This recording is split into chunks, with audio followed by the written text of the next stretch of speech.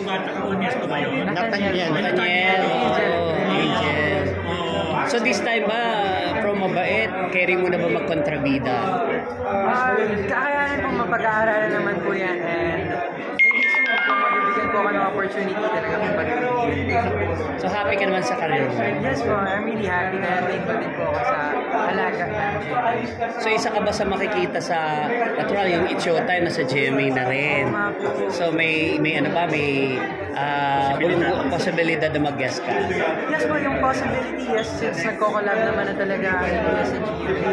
And ngayon po, ang Showtime na palabas na sa GMA. So, waiting na lang talaga po tayo sa opportunity sa ganun. Marco, may plano ka bang magpalaki ng katawan since nag-action ka na ngayon, nasa Black Rider ka?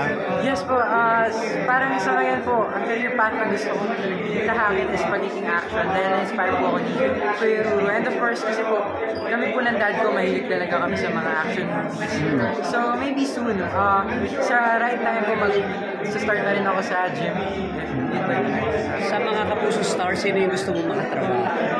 Sa Kapuso stars, ang gusto ko makatrabaho. Yung mga big stars ng GMA.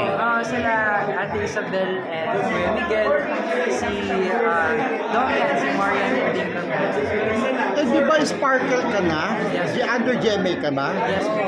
Ayun mo. Sparkle very hard. Sumuporta lang siya sa mga kaibigan niya sa star. Yes po, sabi naman po na network wars na ako. Yes, Even yung mga friends ko, talagang hindi naman po nawala yung bonding natin. Yung Friends pa rin. Yung po namin sa talagang papalaki po namin yung friendship natin. So close ka kay Mucha, kaya nandito ka. Nasa same group of friends po kami. So hanggang ganun lang. Friends lang. Wala pa po sa isip Pero namin. di ba may collab din ka sa Sa Sparkle? Ashley nga. Yun. Wala pa parang friends So, lang.